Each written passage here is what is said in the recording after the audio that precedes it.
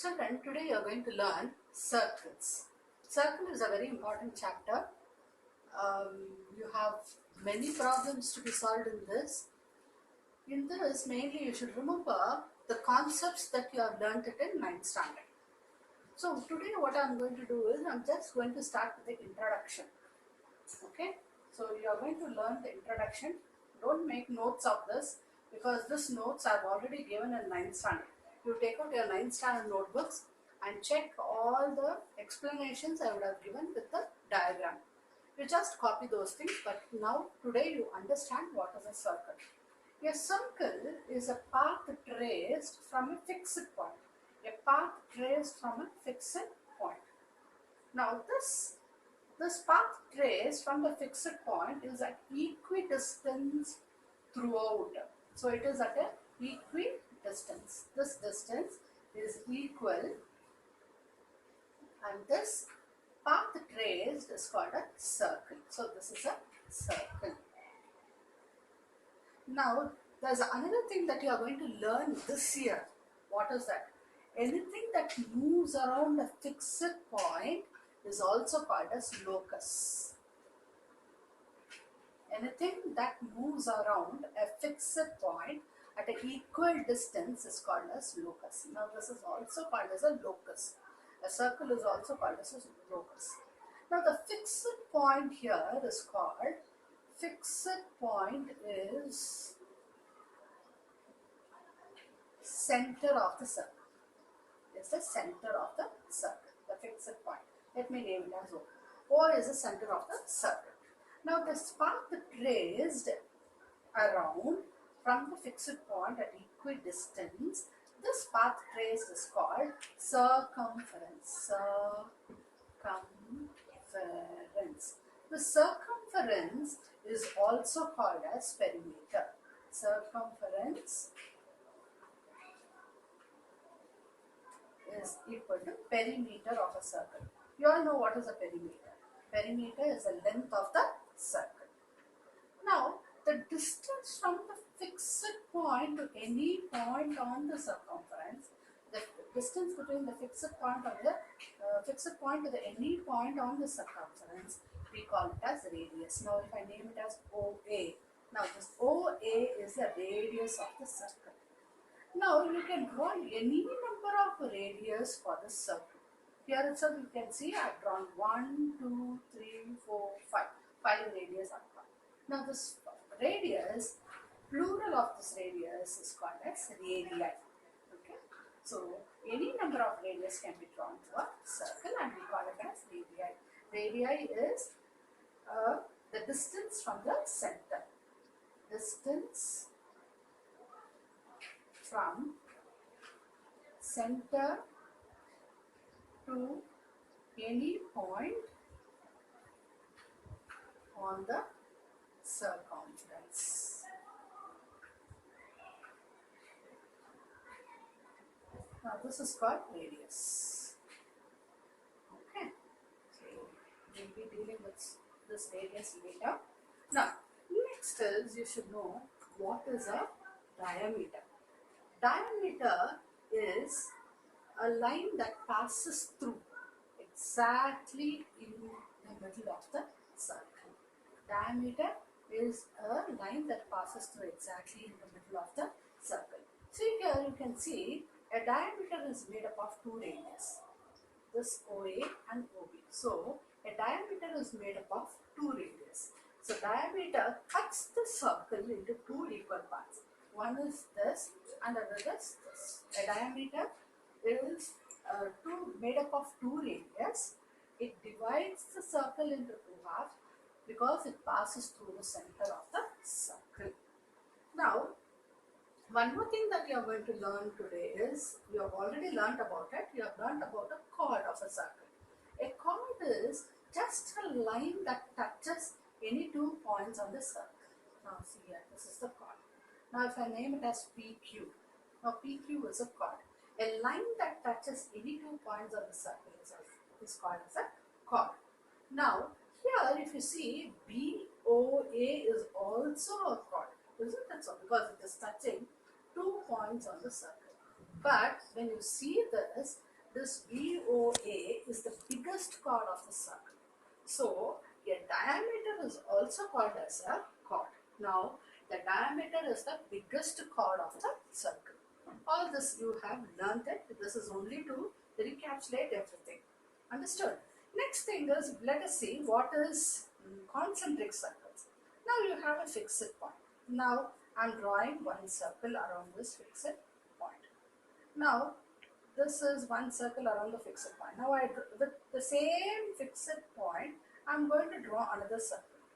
Now this is another circle with a fixed point. Now this is the center of the circle, and this is the first circle, and this is the second circle with the same fixed point. Now if I draw another circle with the same fixed point like this, now these circles which I can keep on drawing with the same fixed point at a different radius, I call it as a concentric circle. What is this called as? Concentric circle. Okay, so you understood what is how this concentric circles are made. Concentric circles are made with the same fixed point with a different radius. Okay. Next is, you should know what is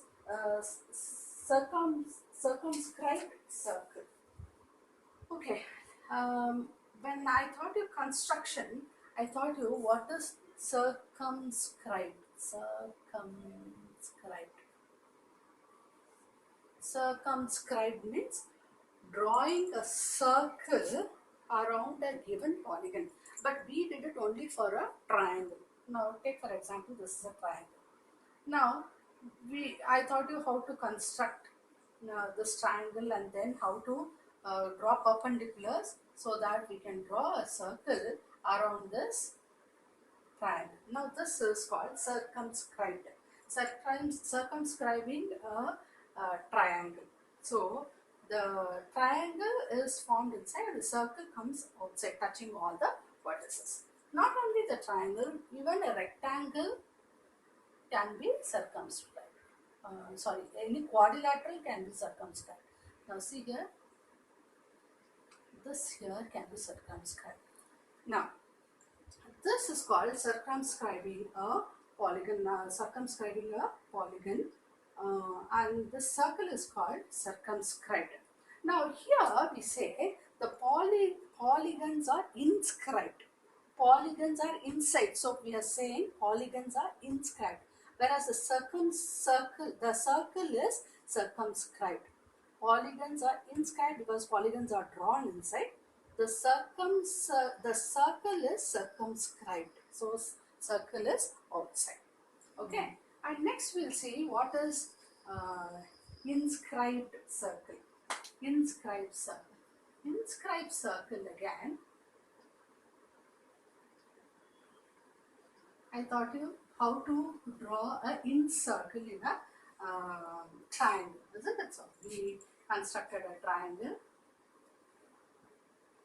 Then we did angular bisector, and we tried to draw a circle inside the triangle. Now this is called inscribing a circle inside a polygon. Not only a triangle, any quadrilaterals, any polygons can be drawn, and you can draw a circle inside this. Now this, touching all the sides, we call it as inscribed circle. Here the polygon is circumscribed. Polygon is circumscribed.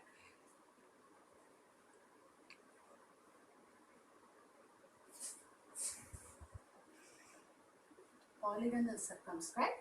Circle is inscribed.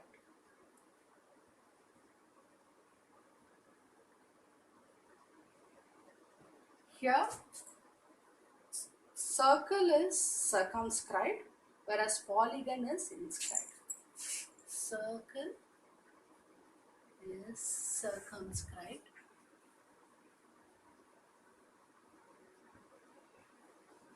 Polygon is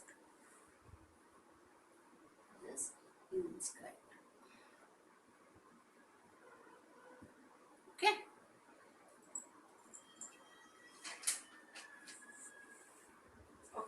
Now next, I already taught you what is a chord, and in 9th standard we have learned the concepts of chord.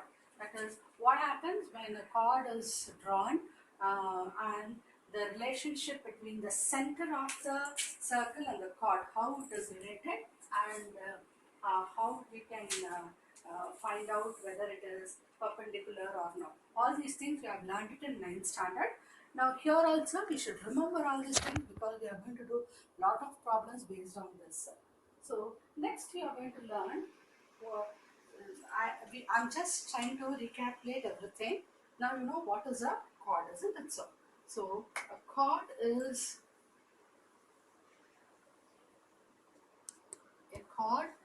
drawn joining any two points of a circle. Now, if there are, now this is the center of the circle, isn't it so? Now, when I draw a perpendicular from the chord to the center of the circle, when a perpendicular is drawn from the center of the circle to the chord, first thing is, since it is perpendicular, this becomes 90 degrees. Okay. First thing is, it should be perpendicular. This is the concept. So, it is perpendicular. When it is perpendicular, it is 90 degrees. And second thing is, this perpendicular cuts the given chord into two equal halves. Now, if I name it A, P, B. Now, AP will be equal to BP. Okay. This chord OP, this perpendicular OP cuts the chord AB into two equal parts. So AP is equal to BP. Understood? This is what we learned last year. And this is the first theorem that we learned. Second theorem is, that is, the perpendicular drawn bisects the chord into two equal parts.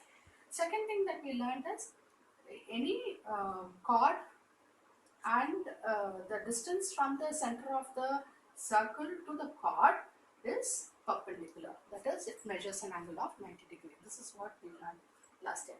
And third thing that we learned is, when a circle is drawn and two chords of equidistance or at equidistance from the center, when it is equidistance from the center O, the chord is of equal length.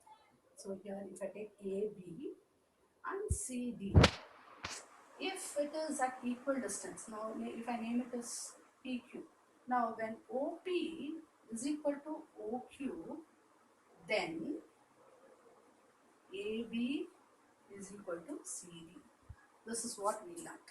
Okay, when two chords are drawn to the circle and the distance OP is equal to OQ, the distance from the center to the chord are equal, then AB is equal to CD.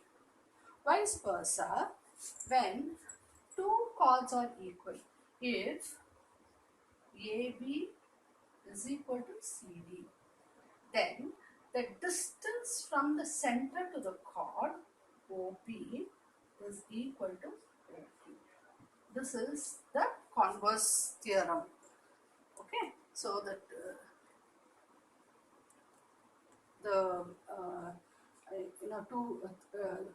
all these things we learned it at 9th standard. Okay. Now one more thing that we have learned it is, in a circle.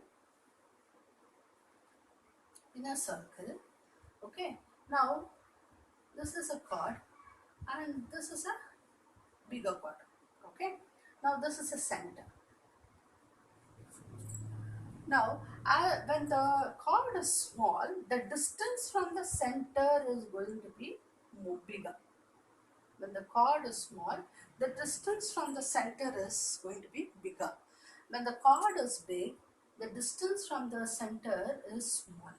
So, here if I name it as M and N. Okay, this is A, B, C, D. Okay. OM is greater than ON, then what happens? AB is smaller than CD. AB becomes smaller. As the distance from the center is more, the length of the chord becomes smaller. Now here, the distance from the center ON is less than the length of the chord CD is more. So these things we have learned at last year.